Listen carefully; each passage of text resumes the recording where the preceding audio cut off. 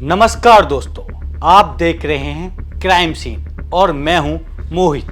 Social media पर मध्य प्रदेश की राजा रघुवंशी की हत्या का मामला काफी छाया हुआ है। सोनम ने राजा की हत्या कर दी थी, ये खबर अब हर किसी तक पहुंच चुकी है। राजस्थान में भी एक महिला ने राजा हत्याकांड की खबर देखी तो उसने भी अपने पति को अपने रास्ते से हटाने का प्लान बना डाला। ये खबर अलवर जिले से आई है। पूरी कहानी सुनेंगे तो आपकी रूह कांप जाएंगी।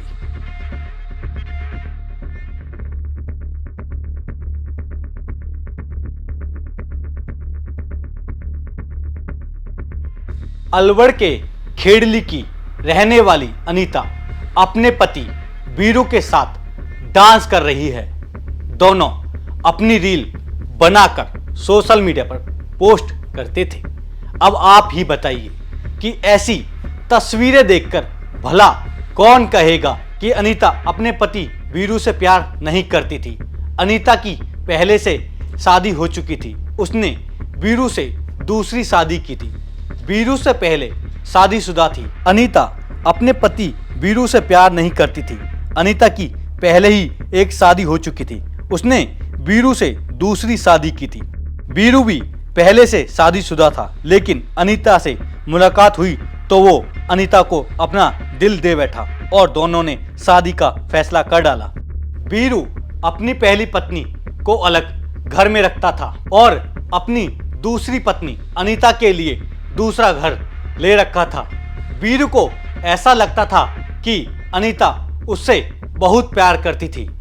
अनीता तो वीरू के साथ इस तरह से पेश आती थी कि मानो वो दुनिया का सबसे ज्यादा प्यार उसी से करती है।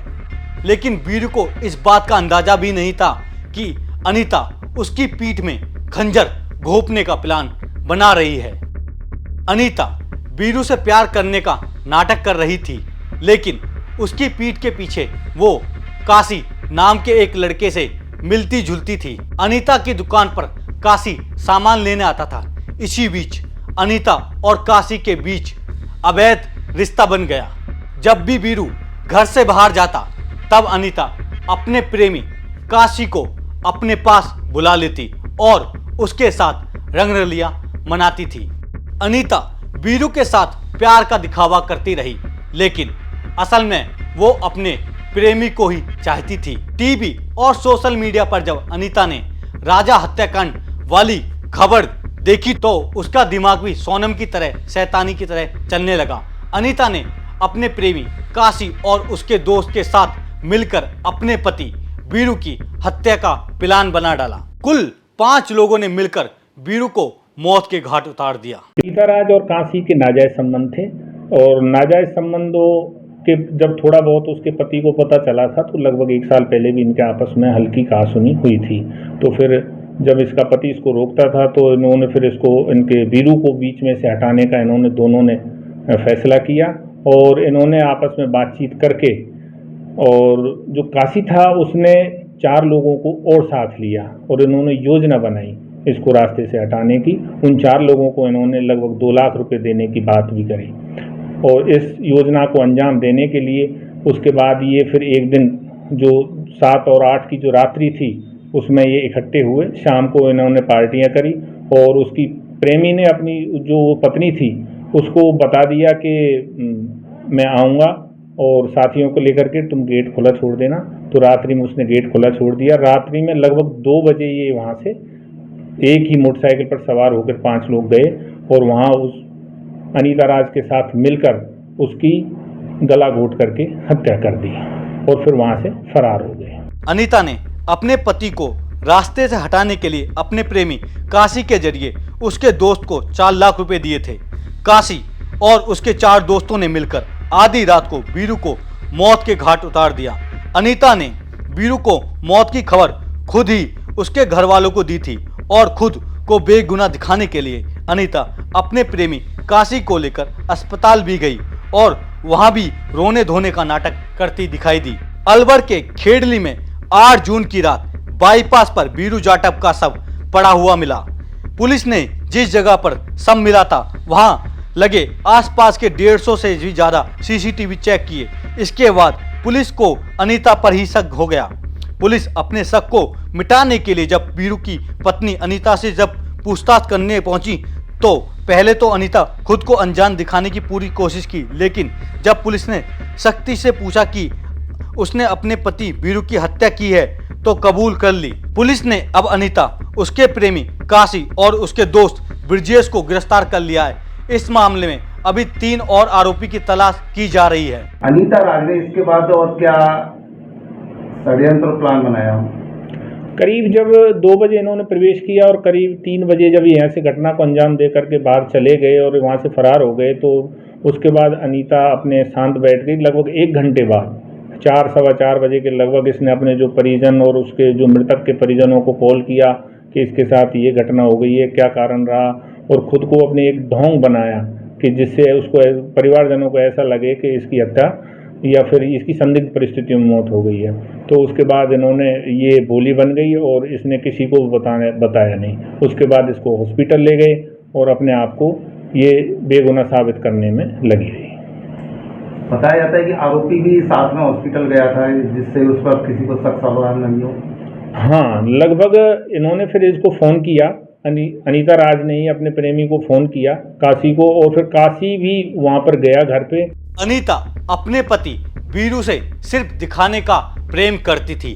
असल में वो अपने प्रेमी काशी के साथ ही रहना चाहती थी, लेकिन वीरू बीच में उनके रास्ते का रोड़ा बन रहा था।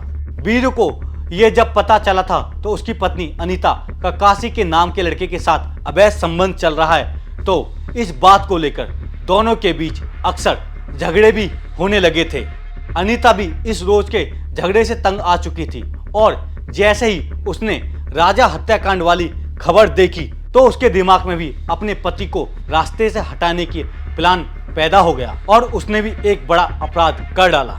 राजा रघुवंशी की हत्या के बाद राजस्थान के अलवर के खेड़ली में एक युवक की बेरहमी से हत्या का मामला सामने आया। यह हत्याकांड भी सेम उसी तरह से हुआ जिस तरह से राजा रघुवंशी की हत्या उसकी पत्नी ने अपने प्रेमी और उसके दोस्तों के साथ मिलकर की। खेड़ली के बाईपास क्षेत्र में रहने वाले वीरू जाटव की हत्या उसकी पत्नी अनीता ने अपने प्रेमी काशी व उसके 4 अन्य साथियों के साथ मिलकर 7 जून को रात अंजाम दी। 7 जून को तय प्लान के अनुसार काशी अनीता के घर पहुंचा और वहां घर का दरवाज़ा पहले से खुला हुआ था। काशी ने अपने साथियों के साथ वीरू का तकिए से मुंह दबाया और उसके बाद एक कपड़े की साफी से गला दबाकर उसकी हत्या कर दी। इतना ही नहीं, हत्या के दौरान आरोपियों ने वीरू के साथ जमकर मारपीट की, उसके चेहरे पर लात घूंसे मारे और हाथों के पंच मारे। यह सब घटना वहां मौजूद एक 10 साल का वीरू का बेटा देख रहा था। हालांकि उसने विरोध करने का प्रयास किया, लेकिन उसकी मां ने उसको डराकर वहां से भेज दिया। अब कैमरे के सामने आने के बाद उस 10 साल के बच्चे ने उस काली रात का सच सबके सामने रखा है। तो वहीं इस मामले में कई बड़े खुलासे होने लगे हैं। पुलिस ने इस मामले में अनीता, उसका प्रेमी और एक अन्य साथी को गिरफ्तार कर लिया है। तीनों गिरफ्तार आरोपियों को न्यायालय में पेश किया गया, जहां से 2 दिन की पुलिस रिमांड पर भेजा गया और पुलिस रिमांड पर कई बड़े खुलासे। वीरू को रात के 2 बजे मौत के घाट उतारा गया था। जिस वक्त आरोपी वीरू को मारने पहुंचा उसी वक्त वीरू के बेटे की नींद जग गया था। अनीता को डर था कि कहीं उसका बेटा उसका राज न खोल दे, लिहाजा अनीता ने वीरू के बेटे को डर धमाकर दूसरे कमरे में भेज दिया था। पापा आए थे घर पर, पापा ने कहा था चार्ज लगा दे फोन। चार्ज लगा के मैं टीवी देखने लग गया। फिर मम्मी ने कही थी सो जा, फिर तो उठता नहीं है। मैं सो गया। फिर एक काशी आया था, मम्मी ने गेट खोल दिया था। काशी आया था, मुझे आवाज़ आई थी। फिर ऐसे जब मैं जग गया था और जब काशी आए थे 4 बंदे आए थे। मम्मी ने हाथ मोड़ा था, खाट बज रही थी ना, या फिर मुझे नहीं कहीं की आवाज़ आई। फिर मैं जग गया था। आपको किसी ने रोका था चिल्लाने से? तो फिर आप देखते रहे थे चुपचाप? मैं तो छुप छुप जब मैं बचाने गया था ना पापा को, काफी ने गोदी में लिया था, फिर काट पे सुला दिया था मैं। तो फिर उसके बाद क्या हुआ? उसके बाद काफी ने तो तकिया लगा दी मुँह पर और ना पर पे वो लगा दी सापी। पापा मर गए जब इन्हें मुक्के मुक्के दिए ना पर, और पैर ये मोड़े जब पापा की जब आवाज़ आई थी ना, जब पैर मोड़ दिए थे और मुंडी और मोड़ दी थी काफी चाचा ने। फिलहाल अनीता उसके प्रेमी और प्रेमी के दोस्तों के अब सलाखों के पीछे हैं। पुलिस का दावा है कि जल्द ही बाकी बचे आरोपी भी अपने अंजाम तक पहुंचा दिए जाएंगे। आप देख रहे थे हमारा क्राइम सीन। ये खबर भेजी है अलवर से हमारे रिपोर्टर हिमांशु शर्मा ने। कल फिर हाजिर होंगे अपराध से जुड़ी एक नई कहानी के साथ। नमस्कार।